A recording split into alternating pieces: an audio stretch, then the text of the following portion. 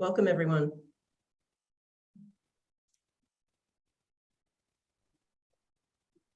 My name is Sally Thurston. I'm from the Maynard Public Library, and we will be starting in just a minute.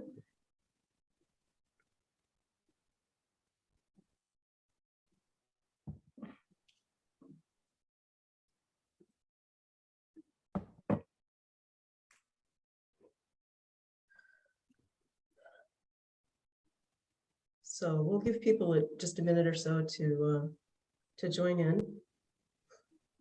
Thanks everyone for being here tonight. We're very excited about this conversation.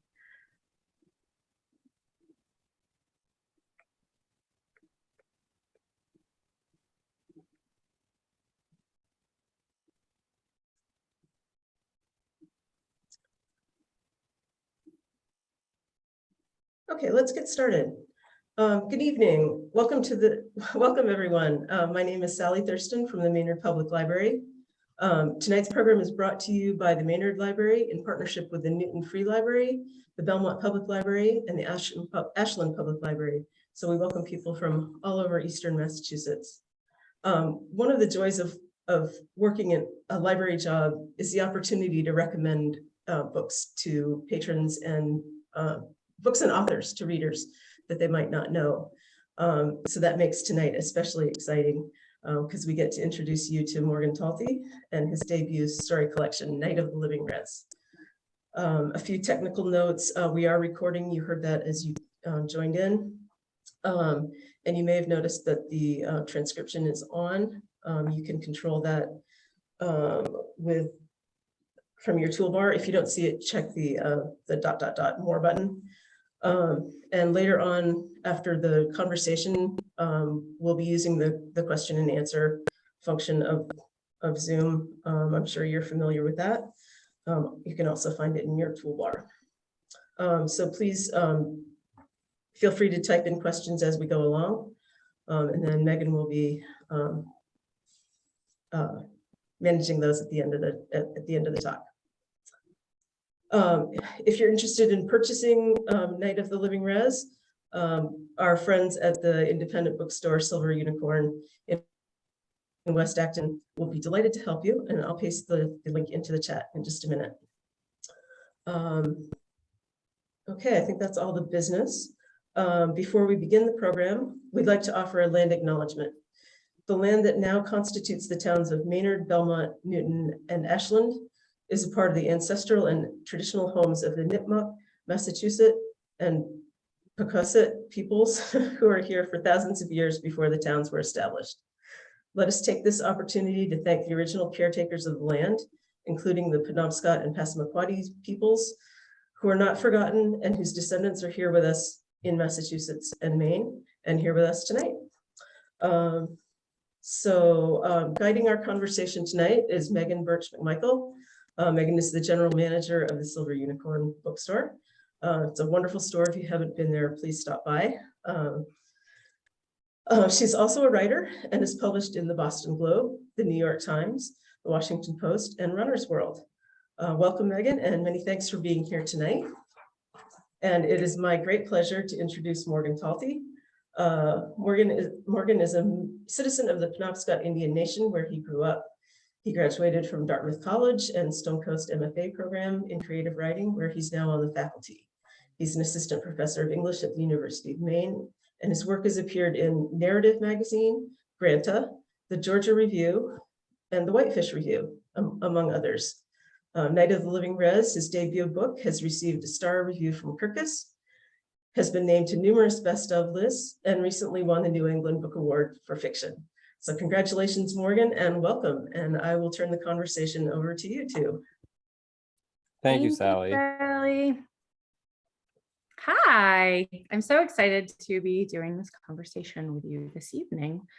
I first want to congratulate you on your New England Book Award. I happened to be in the banquet hall, or in the room where you got the award, which is also where I had my senior prom, because I was raised in Rhode Island. So it was a very surreal experience to also be like where I watched friends of mine break up, but it was awesome. So congratulations to you. It's very amazingly well-deserved. I've got a million questions for you, but I was hoping that we could set the stage tonight with having you read something from Night of the Living Rez.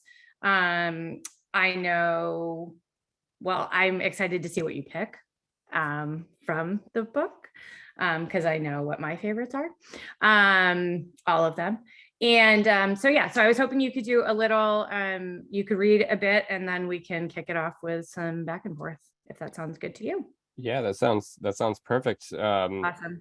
I think I'll read Burn. I think it's a good timed piece. It's a full piece. So this, for folks who may not have read the book, Burn is the first story in the collection, and we encounter Dee, who is the same character throughout. And it's the shortest piece, but I think it really sets the tone for the entire collection and the themes that are really prevalent throughout. So this is Burn. Winter, and I walked the sidewalk at night along banks of hard snow. I'd come from Rab's apartment off the reservation. Rab, this white guy with a wide mouth and eyes that closed up when he laughed, sold pot. He was all no bullshit, too.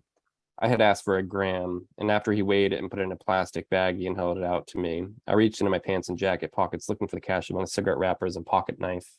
And he didn't believe me as I acted the part and kept saying, shit, shit, shit, it must have fell out on the walk over here. He shook his head, took the weed out of the baggie and put it back into his mason jar. I ain't smoking you up, he said. And so then I said, fuck you, Rab, I really did lose the money. You'll see, watch when I come back here in 30 minutes with the money I dropped. You'll feel stupid then. He shrugged a sorry man, and I slammed his door shut as I left. At the bridge to the reservation, the river was still frozen, ice shining white-blue under a full moon. The sidewalk on the bridge hadn't been shoveled since the last nor'easter crapped snow in November, and I walked in the boot prints everyone made who walked the walk to Overtown to get pot or catch the bus to wherever it was us Skeejans had to go, which wasn't anywhere because everything we needed, except pot, was on the res. Well, except Best Buy or Bed Bath & Beyond, but those natives who bought 4K Ultra DVDs or fresh white doilies had cars, wouldn't be taking the bus like me or Fellis did each day to the methadone clinic. That was another thing the res didn't have, a methadone clinic. But we had sacred grounds where sweats and peyote ceremonies happened once a month, except since I had chosen to take methadone, I was ineligible to participate in native spiritual practice, according to the doc on the res. Natives damning natives. The roads on the res were quiet, trees bending under the weight of snow, and when I passed the frozen swamp, a voice moaned out. I stopped walking. Nothing, so I kept on going on the sparkling road until I heard it again. Who's that? I yelled. The moan came again. It was a man, somewhere in the swamp. I got closer, listening. There it was, a low and breathy noise, and with my cold ear I followed it. The swamp was frozen solid, the snow blown in piles, and so I slid over the ice looking for the sources of the noise. Moonlight through bare tree limbs lit the swamp, and caught among the tree stumps and solid snow as a person sprawled out on the ground. He was trying to sit up but kept falling back, like he'd just done 1,000 crunches and was too sore to do just one more. It was Fellis. Fellis, I said, standing over him. He tried to sit up, but something pulled him back down. Fuck you, Fellis said. Help me. He groaned, shivered. He didn't say how to help him, so I had to squat down to get a better look. I flicked my lighter and his purple lip quivered. Hurry, he said. Fellis, I said, I can't help you if I don't know what's the matter with you. My hair, he said. I looked at it with the lighter's flame. Holy, I said, and I laughed. Instead of the tight braid that shined, Fellis's hair had come undone, and it was frozen into the snow. Get me out, Dee, he said. Dee, get me out. At first, I tried to pull the hair out from the snow, tried to chip the snow away, but his hair wouldn't come loose, so I yanked and Fellis screamed. Lift your head up, I said. I opened my pocket knife, and at the click of the blade, Fellis spoke. Wait, he said, don't cut it. What do you want me to do, I said, tell the ice to let go? Fellis spit. Go to my house and get boiling water, he said. I closed the pocket knife. Fellis, I told him, by the time I got back here, the water would be chilled. He was quiet, as if something walked around or among us. The ice cracked and echoed somewhere in the swamp. The moon shone bright, and I looked. There was nobody but us. I have to cut it, I said. You ain't getting out if I don't. Fellis asked if I had a cigarette, and when I told him no, he cursed. Fucking bullshit, fucking goddamn winter, what the fuck? I laughed. It ain't funny, D. Look, I said, you want me to cut my braid too? Fellas took a deep breath and he coughed and gagged. No, he said, just cut it. I gotta get home. I'm sick. I opened the pocket knife again, grabbed his hair in a fistful and cut. When I got through the last bit of hair, Fellas rolled over and away from where he'd been stuck. He rubbed his head like he just woke up. I helped him stand and we slipped all over the ice on our way out of the swamp. Through dry heaves, Fellas said he'd missed the bus this morning to the methadone clinic.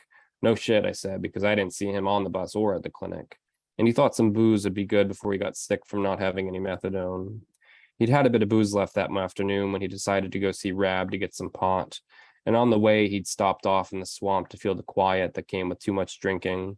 And when he plopped down in the snow, he dozed right off. When he woke up, his hair was frozen in the snow. I got him to his mom's, Beth's, where he still lived. He walked fine by himself to the door, but I walked with him up the steps. I never thought I'd scalp a fellow tribal member, I said. Fuck off, he said. He fumbled in his pocket for his house key. You want to smoke, I asked. Didn't you listen, he said. I didn't make it to Rab's. He unlocked the door. I'll go for you, I said. Give me the cash. Phyllis looked at me. 20 minutes, I said. I'll run there and back while you warm up your pretty bald head. He gave me $30 and I didn't ask where he got it from. Yesterday, he said he didn't have any money. 20 bag, Phyllis said, and stop at Jim's and get some tall boys and a bag of chips. Any kind but Humpty Dumpty chips. Down Phyllis's driveway, I imagined the look on Rab's face when I gave him the money. What'd I tell you? How about that, Graham? D, Phyllis yelled. One more thing. Bring me my hair so we can burn it. Don't want spirits after us. We're damned anyway, I said, but I guess I'll get your hair. I kept going, wondering, hair or pot first? Pot made the most sense. It would look strange having to set the hair and ice down like a soaked mop on the counter at Jim's while I reached in my pocket for Phyllis's money. Jim, that old wood booger, would say, we don't take those anymore. I'd look him square in his sagging face and say, I ain't trading no hair, you old fucker. And I'd smack down on the counter a $10 bill for the tall boys and chips. With the change jingling in my pocket, I'd walk to Rab's and he'd say, get that hair out of here, it's dripping on my floor. And I'd have to plop the hair on the muddy white floor in the hallway while Rab reweighed the same nugs he'd weighed earlier for me. No. I'd grab Phyllis's hair from the swamp on my way home. With Phyllis on his unmade bed, me on a torn beanbag in the corner, each of us with a tall boy in the pot smoke hazing gray of the room. We'd keep poking and squeezing the hair, waiting for it to dry, waiting to burn it. Thank you. Thank you so much. I'm so glad you read Burn because it's what you read to us when I first heard you read at our NEBA conference in Portland, which was, I've been to quite a few of those, and I don't want to use the phrase like catching lightning in a bottle, but there was like something so amazing about listening to you speak. Like I got the book, I had to fight my Ingram rep for it, literally. The arc of it, you signed it. I then handed it to a friend of mine afterwards or one of our coworkers who said, thank you. And wow. I read it in 24 hours. Like I could fawn all over this. You've had so many accolades about the book.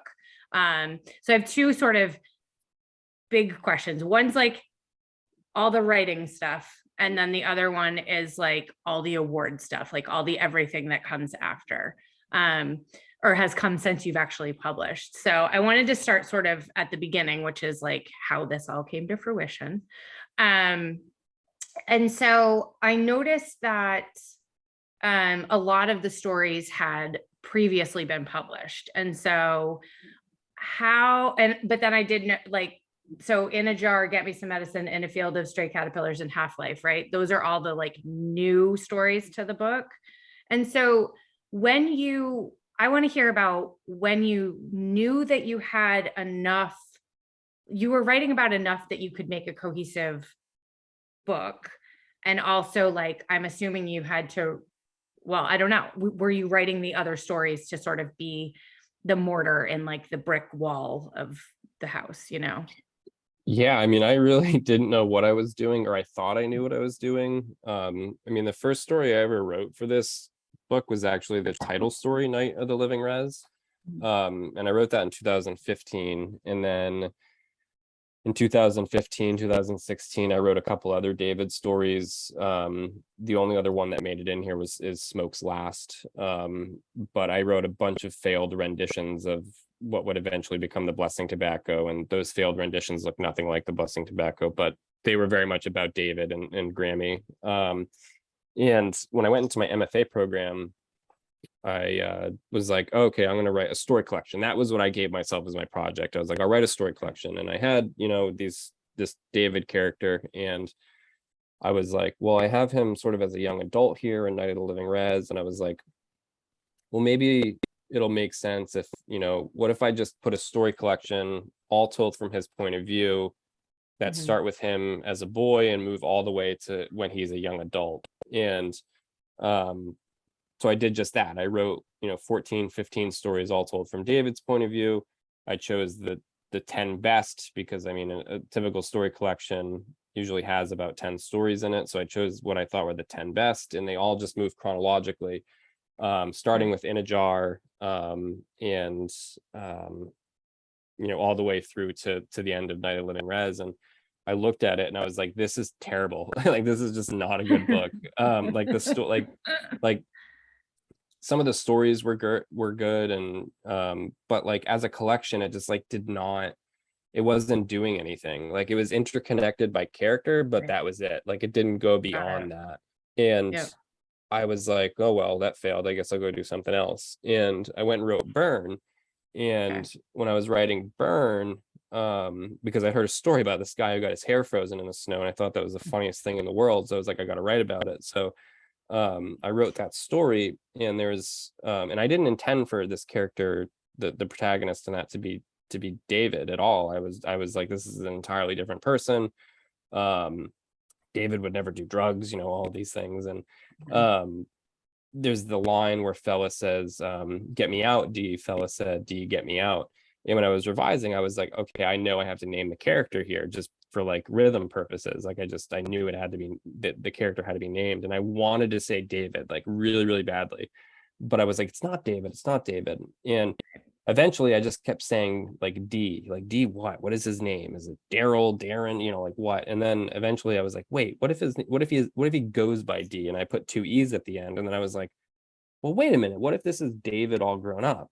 And so then I was like, okay. And I looked back at the pile of trash of a book I'd written, and I was like, okay, now the question is what happened? And so I like, how did we get from this boy all the way to this wreck of a man who's really just like has nobody in his life really? And so I started writing these D and Fella stories, and I wrote a bunch of them, and I still was sticking to my guns that I wanted to write a story collection, that I wanted to have each story stand alone. And then I was like, all right, well, how do I mix these together? And I just was like, I wonder, like, it didn't make sense to have all the David stories and then all the D stories, because filling in that gap of time would have turned it into a novel. And like, that's the interesting thing about a short story, is it gets its power from what's left out. So I guess to kind of like conceal that missing gap, I had to do the structure I did, which was like a D story, a David story, a D story, a David story. Well, making sure each one was like stood alone, that you could read it and be satisfied, but then also be like, I feel like something else is happening. Like, I feel like we're moving towards something, that central question of like, what happened? How did we get here? And so I started to play with that in ways that eventually, I don't know, rewarded me with the book being what it turned out to be. That's awesome. I'm so fascinated by just different genres and how one writes in a different genre. Like, I did my MFA and I did a essay collection. And so that was like my project. And so that's like primarily where I've written, although I'm working on a novel now. You wrote this absolutely gut-wrenching essay for The Sun recently that was such a beautiful piece. And I wanted to know kind of what your writing process was if it was different, right? Like if you sit and have a cup of coffee and have to be in a silent room, or like what you do for fiction and then kind of what you do for nonfiction, or if it's different, or Yeah, sort I of think what. I'd say I feel like my like mental preparation's always the same, like whether it's like I sit on the couch for a bit until I, and drink coffee and then I go and write, or I come home and write, regardless of genre. I think, with fiction, I started as a nonfiction writer. Like when I first started writing, nonfiction was what Yeah. I wrote. I wrote a lot of like memoir stuff, but I got to a point where I was like, wouldn't it be cool if this happened next? And so my Right. imagination started to seep in, and I started to do like auto fiction, and then I would get to like just pure fiction. So it's really the same for me. I think the hard thing about nonfiction, at least the type of nonfiction I write, which is creative nonfiction, that's can be very memoir driven, is that like you need to have an immense amount of patience with it, because it's like, for example, I don't know if it's the son, I can't even remember, but when my dad passed away 10 years ago, he left, I collected a bag of stuff of his. And one of the things he had in there was a receipt from Price Right. And it was it was a list of foods he had bought the day before he died. And Wow. I was just fascinated by that. And I was like, I need to write about this. Like, I need to write Right. about this receipt. And I tried so many different ways to write about this receipt, to try to find meaning, to try to find some type of understanding about it. But it wasn't until my mother died, 2 years ago, is it almost two? No, a year and a half ago, that I was able to actually make use of that real life material in a way. And I can't remember what it was I wrote. I should be able to remember, but I can't. It may have been, it might have been called Belongings, an essay called Okay. Belongings. But I was able to finally use my father's like receipt. And with fiction, you're writing fiction, like you can make things up like that. Right. And, or we hope, right? Or else you get writer's block or something. But Right. with nonfiction, it's like, at least memoir stuff, you have to like wait for actual things to happen. So it's like a longer process, Right. Um, Right. but I think for me, like mentally, they're the same. It's just like, I suppose I use fiction as a means to pass time until I can write some nonfiction. I think that's a really smart way to say it, because it's sort of like I can take things out on my fictional characters that I find myself like working through some stuff where it's like, or I do that in nonfiction too. Like, I think that's part of it, right? It's very cathartic to sort of speak what you're feeling and sort of, what the situation is depending on the nonfiction you're doing.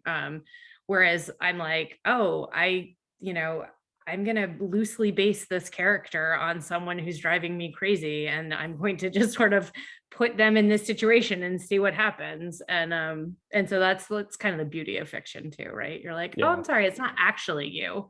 Whereas in nonfiction, you're like, no, sorry, this is actually about you, or like, whoever in your life, and you're like,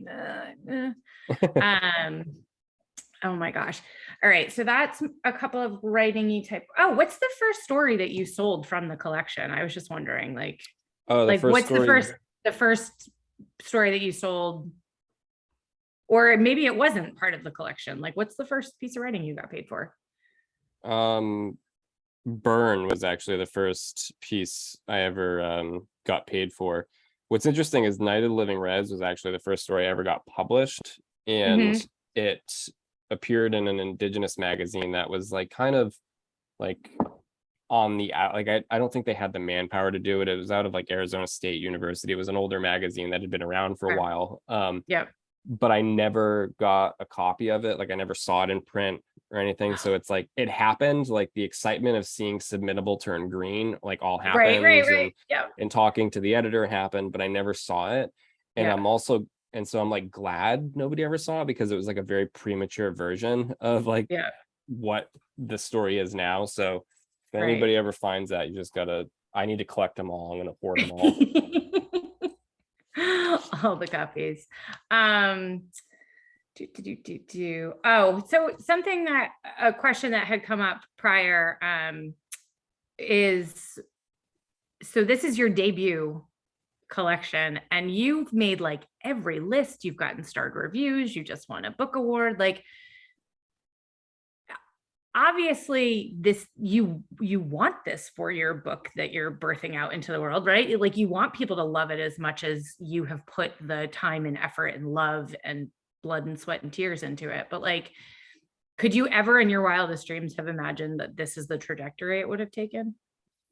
No, I mean, my wife and I talked about it before. We were like, we thought this would be like a stepping stone to like, another, like a book that would be, Yeah. bigger or something. And like, people, who read the book like before it was published, before Tin House had it, they were all like, you have something like really, really good here, you know what I mean? But it's like, you never know how a book's gonna do. Like Exactly. a book can be marketed like to death and it could still like not do well. And so there's like something, I don't know, I was just like, it was super blessed and like grateful for that, but like I never expected it. And it just happened and it keeps happening. It's like it won't stop.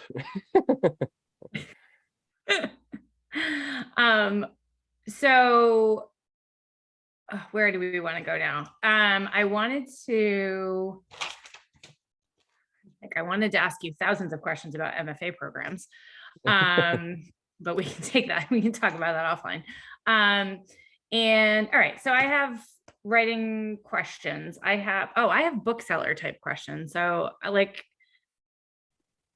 Sally was saying, and the general manager over at the Silver Unicorn Bookstore, and like questions that I love to ask people are favorite kinds of books. Like, what, I know you've said that like you didn't write a lot when you were younger. Like, I've read that in interviews, but like, what did you read? Like when you were middle school Morgan, like what was the book that you were like, I love this series?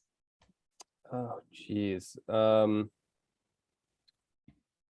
got into Harry Potter after Yep. like the movies had come out, and like I was able to like visualize people when I was reading, because like I didn't really care for reading either. I loved Holes as a book. I remember reading that book and really, really loving it. And there was one, I think it may have been called The Buffalo Tree. I don't think I know it. It's The Buffalo Tree by Adam Rapp. Okay. No, is that the right one? Yeah, The Buffalo Tree. That's the one. Awesome. Yeah, I remember loving that one too, because I think it was about kids in juvie or something like that.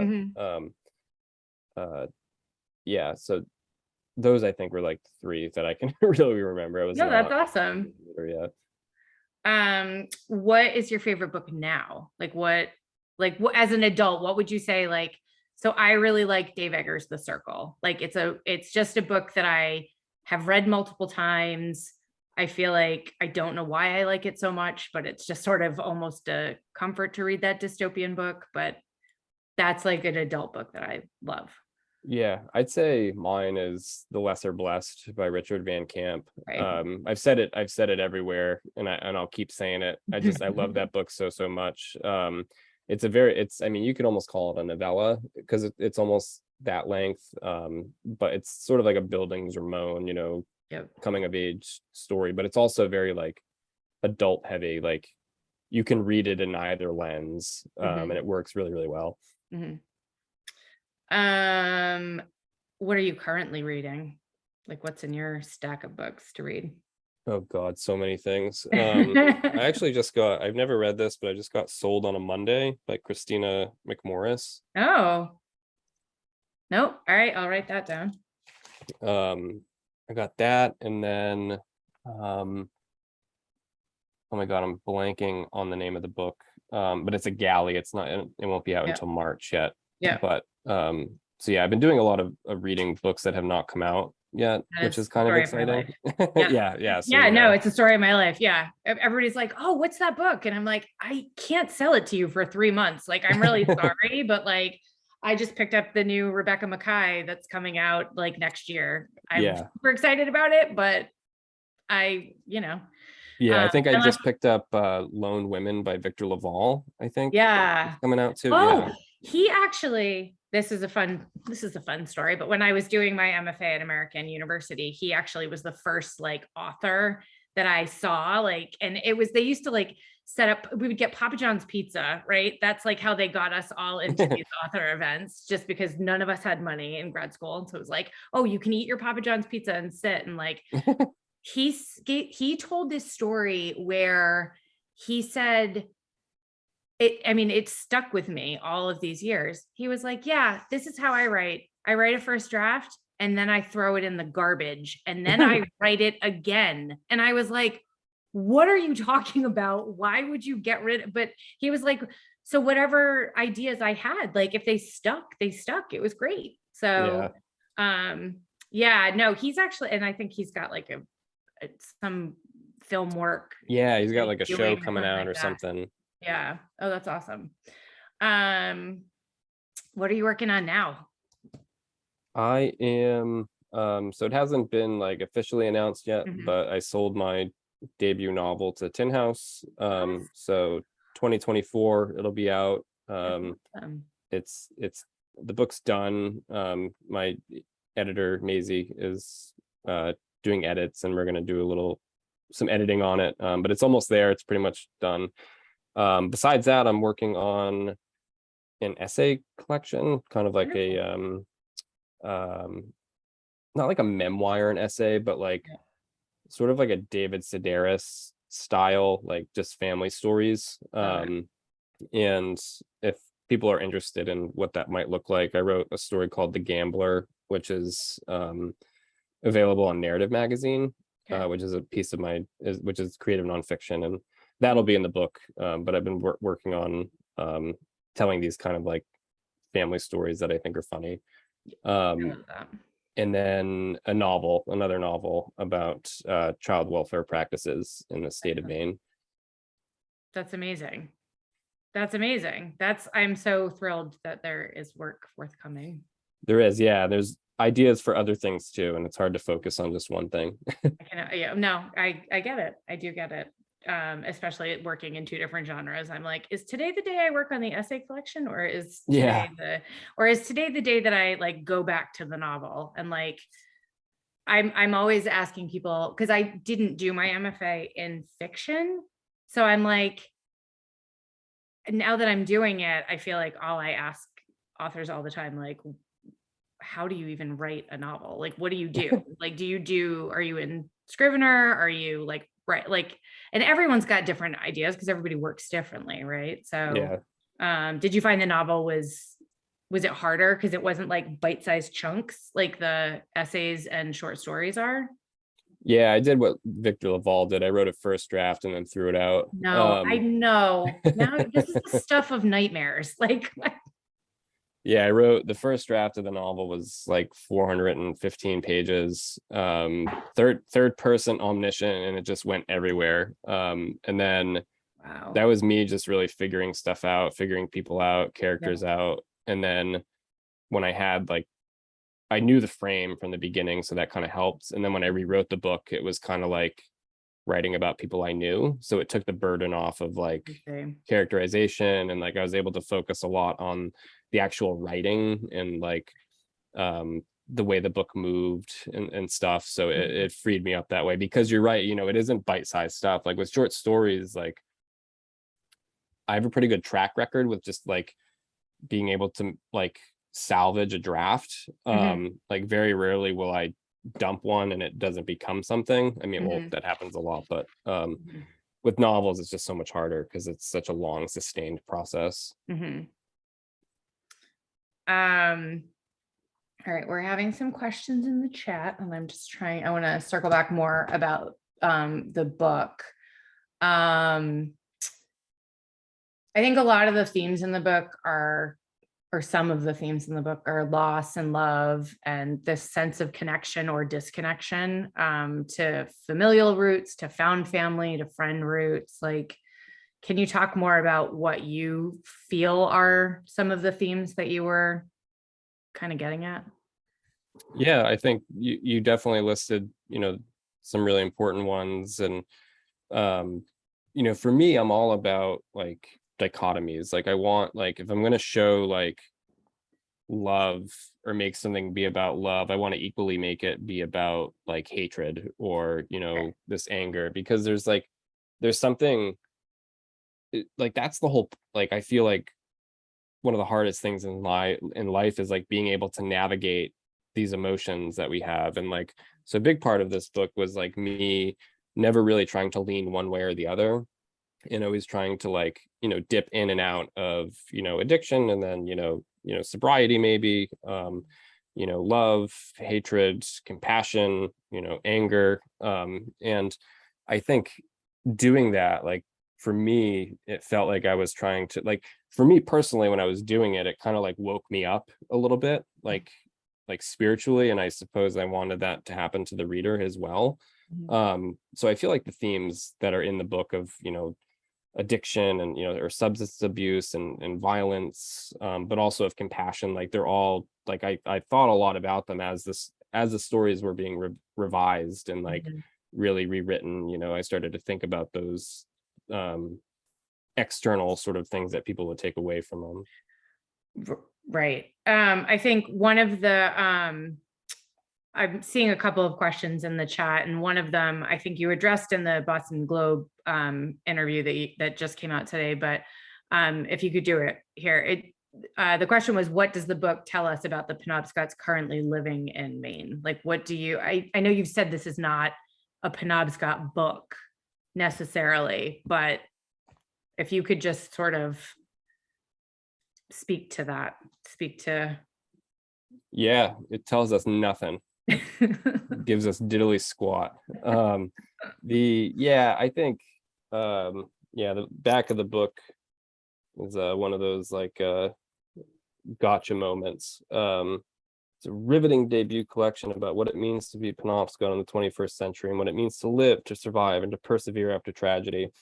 This isn't necessarily a book about Penobscot people.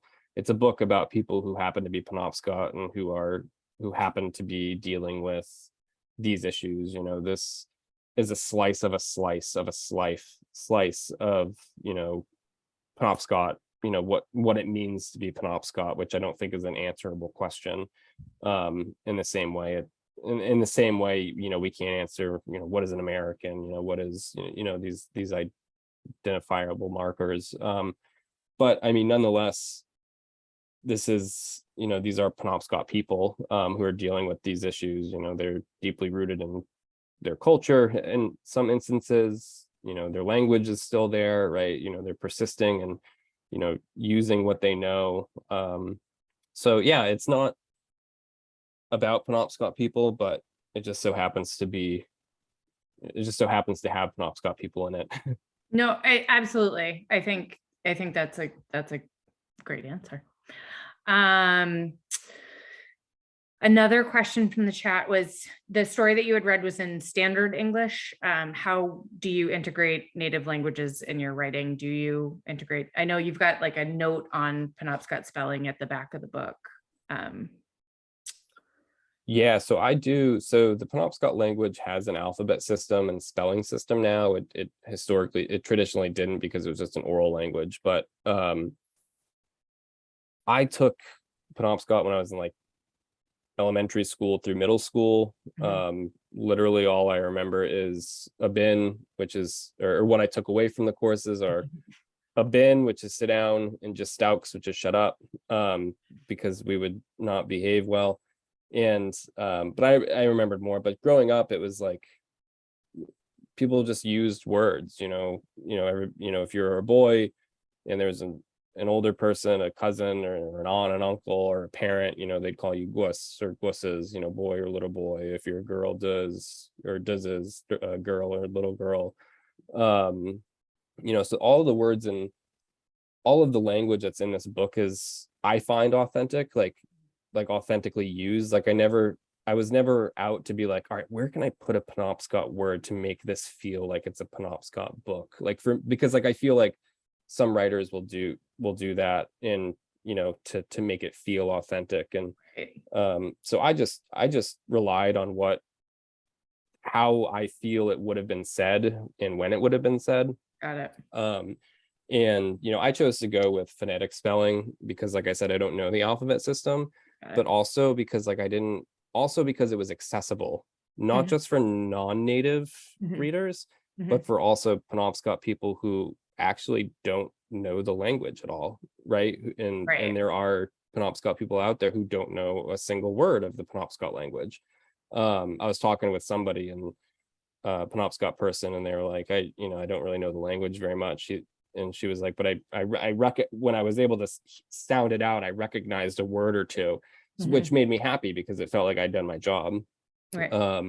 So yeah, I chose to just like make the language as accessible as possible. But there is a power too to having language be like the exact spelling of it. I always love Louise Erdrich's, like she'll use like it'll be like 5 lines of Ojibwe and it just like means pie or something, and but at the same time I often will be like, I don't know how to say this. What do I do with this? Right. How do I deal with this word that's here now? Yeah, it's a big conversation I want to have at some point, but I also do like the actual spellings of words and like essays and stuff. Yep. Doing a terrible job with transitions tonight. Hopefully this is going to be a good one because there were 2 questions. One of them was, Morgan, who are your inspirations for writing or those who helped you hone your craft? The short story form, it seems to me, tends to be dominated by white male writers, and would be interested to hear if you draw inspiration from those who write in the same form as you or from others. So hold that thought. Then there was one other question that said, how fun was it to drag Sherman Alexie in your book? I loved it, both you calling him out and your novel. So take those 2. Yeah, I'll do the I'll do the second one. It was fun. Yeah, it was real fun. I mean, we all know what he's done, or I think all of us know what he's done. For those of you who do not, he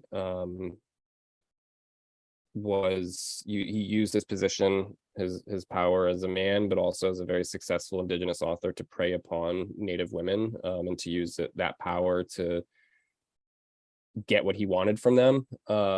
And he was outed and he has disappeared from the scene. We're left with his work though, which is interesting. It's like, what do we do with this work?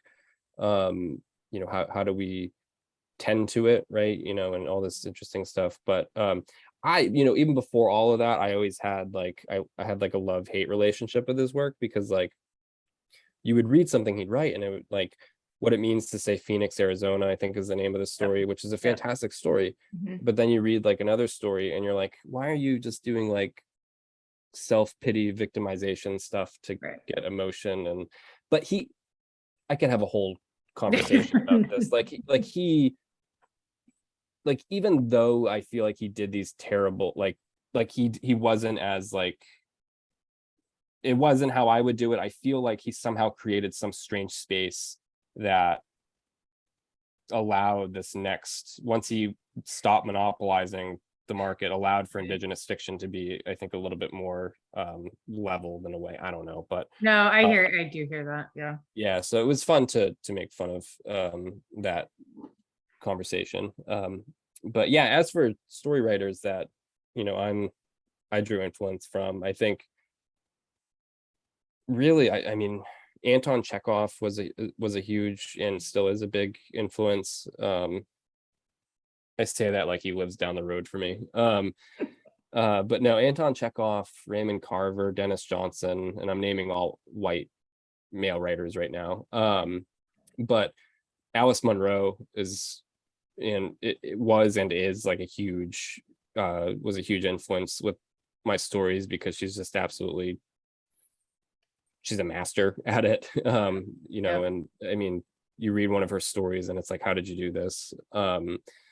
Yeah, there's a lot of story writers that I'm trying to think, and I'm drawing a blank on them now. It does feel like a lot of authors are doing short story collections now that had been novelists, or maybe they always were. Like I know from in the bookstore, it's like I knew this author because of a novel, and now they've got a short story collection. And like, to me, it's just again, that whole idea with genre, it's just so amazing because what you said earlier, like I wrote down that short story, like there's always something missing from it, right? You're not solving it all. You're allowing the reader to sort of have more not influence, but like you're allowing the reader to sort of look into the story more than you would necessarily into a novel, if that makes any sense, right? Yeah. It's like they're interpreting it differently. Yeah, there's more room for interpretation is what I meant to say.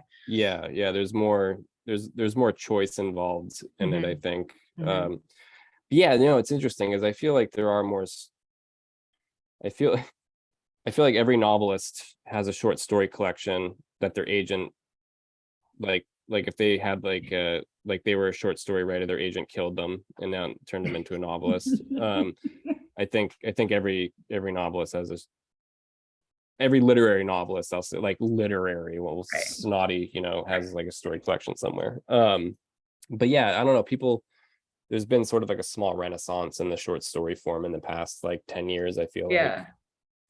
Well, and it's great too, because it is the idea that it's a collection that's got a through line through it, which I think is what you do so well with yours, but they are all standalone stories. I mean, there is a story that's being told there that you don't necessarily need to have the other stories around it in order to make it work. And I think that's what I appreciate so much about this book, is that I could have read it one story at a time, put the book down, whatever, and that would have been fine. But I read them all together and really appreciated that through line as well. Even if I was creating it myself. Yeah, no, I think, and I think that was part of the thing is like, I think, there was that element of like readers creating, what they were hoping to see eventually. And I mean, pretty much all of the stories in this book had appeared in print, by themselves as standalone stories. So this book, I mean, to keep it that way, I had to like be very, very, very delicate with that through line, and not make anything overly like not make the stories implied or implicated in a larger, narrative arc. Right. But I do think that is like one of the biggest successes that as a writer that you've managed to accomplish. So kudos to you, because it really, thank you. It is it's an amazing collection. But also, if I happened to be flipping through a literary magazine, I would have equally have been sort of blown away by a single one of the stories. So, well, thank you. You're welcome. I don't see any newer questions in the chat, so that means that I get to hold on one second. Let's see. Yep, people can ask questions in the Q&A, but until you do, I'm just going to keep asking more questions. So, what's on your writing desk? Like, where do you write? Like, do you have like stuff on your desk? I'll show you what I have on mine. I have this really cool egg that my thesis advisor gave me. It's like a old ancient, or not ancient, but it's like an old like paper egg. I don't know. I also have like random pictures. Yeah, I don't have a writing desk. You have a kitchen table? I have a kitchen table that I'm sitting at right now. Fantastic. And there's a mask on it. There's some pens. There's some nail polish. There's some COVID tests. Fantastic. I don't know what that was. This is a check the temperature of meat. That's quite the collection there. Yeah, that's what my desk looks like. Okay, awesome. Yeah, random stuff. One day I hope to have like an office shed outside. That's right. And have like a library in there and stuff too. But to really be able to separate yourself from. I find that like are you finding it more? So I know you're teaching now. Like, are you finding time I know you have the writing that you've already done, which is great, right? So that's going to go out into the world and you're not really, but like, are you finding that it's hard to find that time to create? No, I mean, I'm doing less teaching now than I was before. I mean, now that I have this full-time teaching job, I teach 5 classes a year through the university, whereas before I was teaching almost up to 14 a year. So yeah, I've been freed up a lot. That's awesome. Okay, I've got more questions. Is there a feeling or reflection that you hope the readers of your book have when they read the last page? Yeah, I mean, my hope is that people, when they put the book down, that they have a greater sense of, I think, our responsibility to one another, even regardless of, how shitty people can be. So yeah, I suppose, I want the book, I hope the book can teach us to love better, because I feel like that's what it did for me when I wrote the book, when I worked through it, when I worked through the character relationships. So yeah.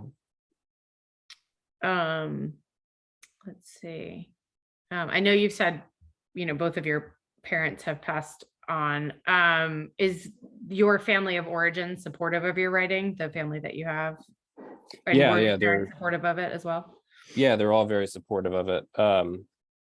My dad, I was at Dartmouth College Mhm. this past, I don't know, a couple months ago to do a reading, and I went out to dinner one night with some of the faculty, and a poet there. What was she saying? She said something along the lines like, she's like, if you're she's like, if you're showing your parents you're writing, you're not writing the right things. And when I was writing, I never, like, I think I would share with my mom some stuff like that. I think we were both able to like laugh about and stuff, but like I never showed anything to my father, just because if he read it, he would, I don't know what would have happened, it would have been strange. So like they both supported it, Mhm. but they never really read it. But my other, my aunts and my uncles and, my sister and, everybody, is very supportive. My whole community is. That's great. Um, Speaking of community, can you tell us a little bit about the Penobscot Nation now? How many members? Is there a permanent reservation where you are? Or you currently live in Levant? Is that where well, tell us about it. I'm not one of Yeah, no, Levant's just a town in Maine. So there's Levant, and then I'm 30 minutes away from the reservation. And the reservation's in Old Town. So you go from Levant and you just go down this one road into Bangor, you get on the highway, cut through Orono, and you get off in Old Town, and then there's signs and stuff. And the islands, the reservation's like maybe like 2 by 3 miles. It's not very big. There's maybe a couple hundred people that live there, or maybe more. I can't be exact, but I think there's probably around 4,000 or 5,000 enrolled members of the tribe. And again, few of them live on the island, because it's only so big. But then there are Penobscot people in other states and, other parts of Maine. So yeah, it's there's Penobscot people in a lot of places. All right. What part of the writing process do you enjoy the most, and what part poses the most challenges, and how do you overcome that? I would say revision is my favorite writing part. It used to be drafting, because I was like full of stories, and like, who has time to revise a story? Like I could just write another story. So the biggest challenge now is pushing out like new stories, like starting fresh, because it's so easy, like when you have a draft of something, because you can work with it, you already know what's there and what could possibly be there. But when you have that blank page, or like, I don't know what to like make happen. But then that becomes fun in and of itself, when you try to figure out like, how do I go from one word to the next to create even just a moment, a scene, or an image. And I think that's probably how I overcome it, is I try to find that enjoyment in it, even though it can be hard to muster sometimes, because writing is work. Very hard work at times, even though it's enjoyable. This event is being put on by 4 great libraries. Could you talk about libraries for a minute, what they mean to you and why they remain so important? I mean, they're places to learn, they're places to go, they're places to get away. They're, they have access to things that some people don't have access to. I mean, I think of the Bangor Public Library and how many people, go there who or hang out there who, are homeless, for example, and they read, they use computers, it's just, it's great for, that demographic, but it's also great for people who can't, afford books, right, and want to read a lot. It's just, libraries are an important part, and I think they're not, I feel like they don't get the respect that they deserve, and I think more people need to use them. More people need to empty out their Amazon cart and go to the library and pick up a book and then return it. Or steal it, I guess, and pay a fee. I don't know, whatever you want to do. But yeah, no, I mean, support your libraries, support anybody who works with books. The literature is just so important. And I don't want to put you on the spot. I'm being asked if you could read another passage from the book. I don't know if you have another, I know yeah. Burn is a great one because it's nice and short, but is there another piece you'd like to read? Yeah, there could be something else I can read. Okay.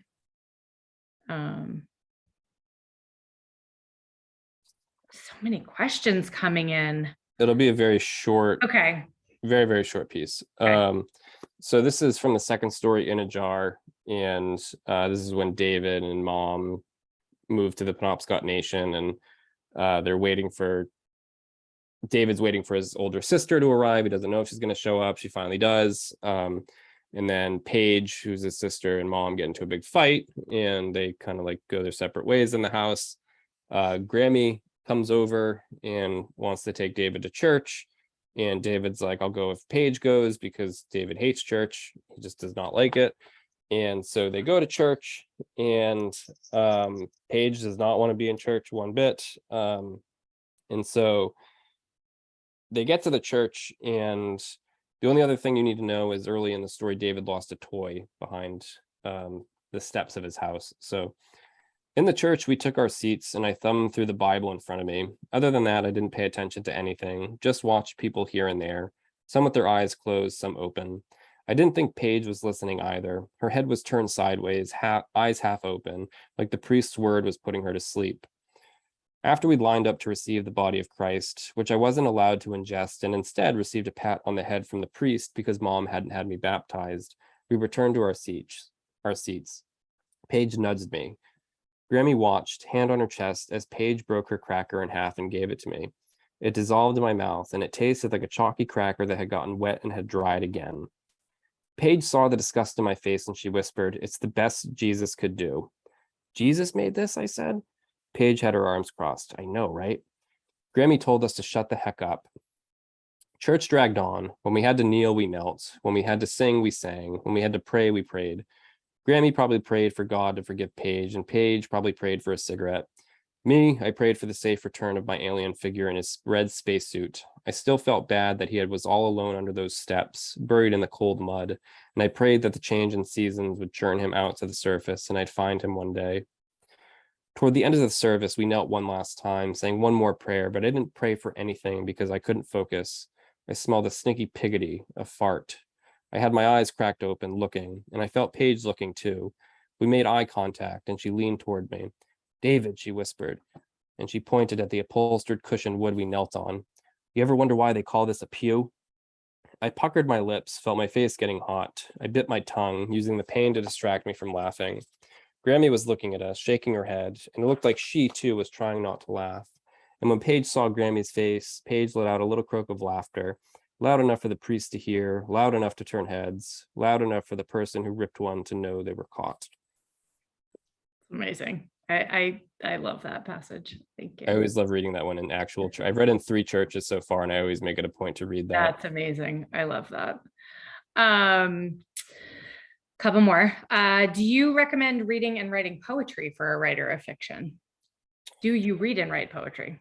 I read poetry, yeah. Yep. I don't write poetry. I cannot do it. I'm just like, or maybe I could if I was gonna say didn't want to starve, but that would be a poor joke. No, I think I used to try to write poetry when I was like figuring myself out as a writer, but I realized it wasn't something I could do. I don't think I had the talent for that type of artistic ability. But I definitely recommend reading it because there's still an element of poetry, I think, in all art forms, and the better we are at, being able to acknowledge it and see it and pull it out, the better we are at writing a really beautiful sentence, right? Absolutely agree with that. And then what's your favorite question you've been asked as part of the press for this book? Oh God. And then counter to that, what's your least favorite question? My least favorite question. This one. No. I set it up. Yeah, no, what my favorite question I've been asked. That's so hard. I don't know. I've been asked so many questions that I can't even like remember. Like, is there something that like somebody asked you that you were like, oh, I never thought about that? Like, or it was like, oh, this is not something I would have thought about. Yeah, so actually I did a reading at through the Portland Public Library at this brewing company with this huge outdoor seating, and the guy his name's Connor Quinn, he was the linguist who came in and helped work with those who were still fluent in Penobscot to create an alphabet system and all of that stuff, and he was there, and he came up and we chatted after the event. And in Penobscot, there's this cultural hero, I guess he's like our Jesus Christ or whatever. And his name is Gluskab or Gluskabe, and his name translates to the man from nothing. And so he was sort of created, and he created people, and he's did all this stuff. But Connor was like, he's like, I couldn't help but read D as being kind of like Gluskabe, like this man from nothing. And I was like, where were you when I was writing this book? I was like, why am I only hearing about it when I can't go back and like change things? So that was really, really fascinating when I heard that from him. Yeah. And others have said similar things, not about that, but have like said things about the book, and I'm like, where were you? Why weren't you on my editorial team? So that's I would say has been a really, really great thing about talking with people who've read it and have like really enjoyed the book. That's awesome. And then the least favorite, God, I don't know. I mean, I'm sure literally this part of the conversation right now. This is the worst.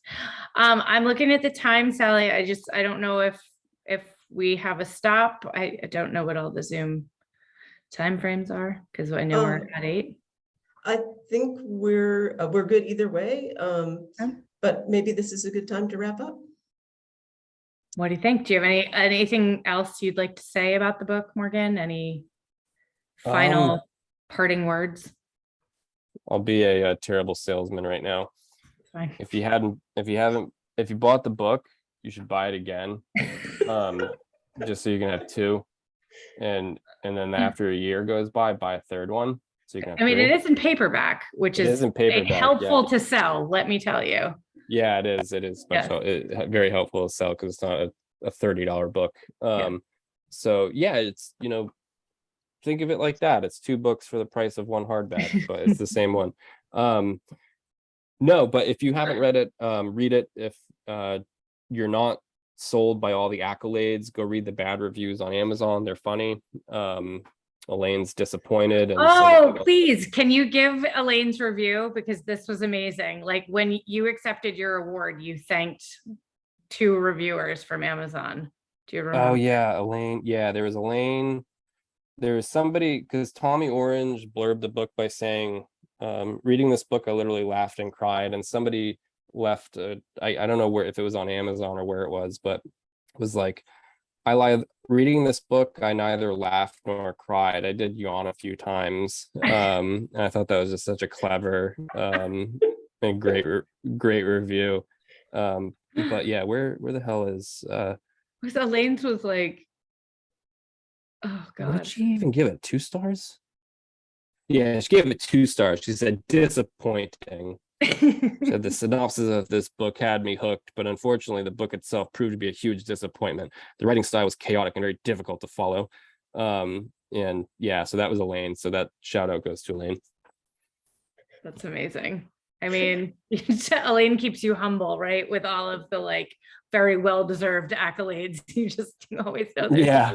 there. Yeah, I'm gonna try to hire her to, like, whenever I win an award, to just like email me like nasty things, being like, you're a fraud, you're no good.